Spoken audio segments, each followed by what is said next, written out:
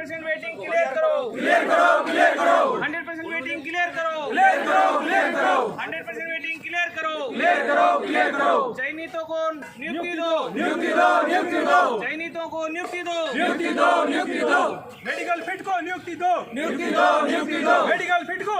Hindustan gadget में आप सबका स्वागत है। इस वक्त हम जंतर मंतर पर मौजूद हैं और हमारे साथ कुछ छात्र हैं जो जूनियर छात्र हैं। और क्या है सर, आप पूरा अपना मामला बता दीजिए। सर, हम 2018 में एक वैकेंसी आती है जिस CN03 2018 रेलवे जूनियर इंजीनियर की। सर उसका उसमें करीब 40 लाख फॉर्म भरे जाते हैं।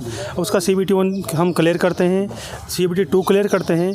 दिसंबर 2020 तक हम उसका डॉक्यूमेंट वेरिफिकेशन और अंतिम चेन हमारा होता है रेलवे डॉक्यूमेंट वेरिफिकेशन और मेडिकल के लिए। मतलब जिसका अंतिम चेन रेलवे में हो जाता है डॉक्यूमेंट वेरिफिकेशन और मेडिकल के लिए, उसका अंतिम चेन समझा जाता है सामाजिक तौर पर भी और ऑफिशियली भी। हमारे पास एडमिट कार्ड है डॉक्यूमेंट वेरिफिकेशन का। जब भी SSC में एक बार जिसका मेडिकल हो जाता है उसे नियुक्ति दे दी जाती है। ऐसे ही रेलवे में हमारा अंतिम चेन हो चुका था दिसंबर 2020 में। उसके बाद फरवरी 2020 में अंतिम पैनल जारी किया गया, नियुक्तियाँ स्टार्ट कर दी गई। आप सबको पता है मार्च में कोरोना 23 मार्च के बाद लॉकडाउन लग गया।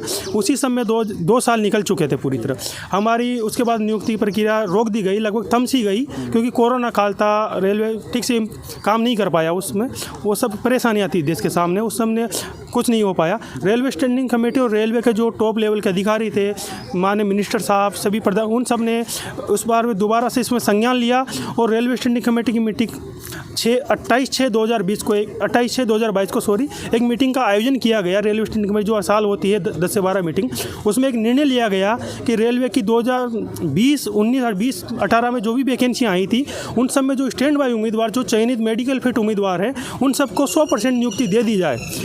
वो एक सामान्य निर्णय नहीं था। देश के सबसे बड़े जो सांसद होते हैं 29 सांसद, उन सब का एक निर्णय था। उन सभी के ऑफिशियली ट्विटर अकाउंट पे ऑफिशियली रेलवे बोर्ड का डाटा, ये देखिए सर, रेलवे स्टैंड बाय दिखा रखा है। जसकौर मीणा जी है, कई सारे हैं, उन सब ने ऑफिशियली दे रखा है। माननीय मनोज कुमार जहाँ राज्यसभा सांसद है, सभी JEE टेक्नीशियन के स्टैंड बाय से निकालकर 100% वेटिंग क्लियर करने की मांग का सुगता दलीय दायरे से बाहर निकलते हुए रिक्वायरमेंट कैलेंडर प्रसाद करने एकजुटता दिखाई। जसकौर मीणा जी ने साफ लिखा है कि 100% बैटिंग क्लियर कर दी जाए। ये सभी सांसद अभी भी हैं। अभी कुछ 2 महीने पहले इनकी बैटिंग क्लियर हुई थी, उसमें ये मुद्दा नहीं उठ पाया था समय की व्यस्तता के कारण। अभी 20 अक्टूबर को दोबारा से मीटिंग का आयोजन किया जा रहा है।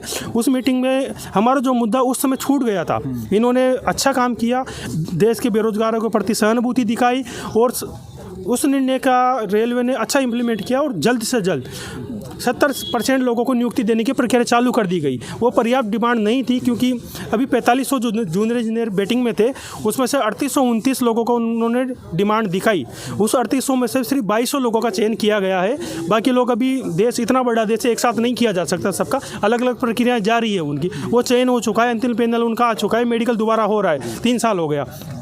अब परेशानी यह है कि इन्होंने जो पैनल की वैलिडिटी दिसंबर 2020 में ख़त्म हो गई थी, उस पैनल की वैलिडिटी को 28/6/2022 को 2 साल के लिए बढ़ा दिया गया था। वो पैनल की वैलिडिटी 31 दिसंबर 2022 को ख़त्म हो जाएगी, लगभग आज से 2 महीने बाद। और 2 महीने बाद जो हम 30% उम्मीदवार बचे हुए हैं, वो सब हम लोग कुछ नहीं कर पाएंगे, वैकेंसी कुछ नहीं, उसका बाद ही डीएक्टिवेट हो जाएगी पूरी तरह से। हमारी रेलवे स्टैंडिंग कमेटी मेंबर्स हैं और यहाँ आने का एक मुख्य उद्देश्य है कि पैनल की वैलिडिटी 1 साल, जैसे 2 साल पिछली बैठक में बढ़ा दी गई थी, उससे 70% लोगों का चयन हो गया, उसके 1 साल और बढ़ा दी जाए। जो 30% बचे हुए हैं उसमें सबका हो जाएगा। और जो 3829 लोगों की जो डिमांड दिखा दी गई थी, एडिशनल डिमांड, उसमें से 3 साल निकल जाने के बाद कई लोगों का SSC या कई भी समकक्ष जो बोर्ड होते हैं डिपार्टमेंट, उनमें चयन हो चुका है। वो लोग ज्वाइन नहीं कर, जैसे मैं रेलवे बोर्ड का ऑफिशियली डेटा आपको देता हूँ मुंबई का, वहाँ पे 410 लोगों का नियुक्ति के लिए अंतिम रिजल्ट जारी किया गया है। उसमें से सर, जब मेरी जानकारी में है जहाँ तक, 130 से 140 लोग ज्वाइन नहीं करना चाहते। वो लोग लिखित में रेलवे बोर्ड को देना चाहते हैं कि हम ज्वाइन नहीं करेंगे, हमारे नीचे वाले जो लोग बचे हुए हैं उनको नियुक्ति दे दी जाए। वहाँ पे 116 लोग बैटिंग में बचे हुए हैं मात्र, जिसमें वहाँ का 100% बैटिंग क्लियर हो जाएगा।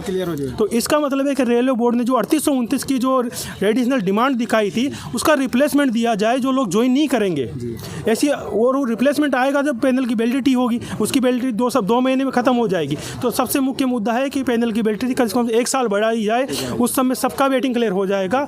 और जो रिप्लेसमेंट दिया जाए, जो जिस नियम से असिस्टेंट लोको पायलट 01/2018 की वैकेंसी को 2 महीने पहले 100% नियुक्ति दे दी गई।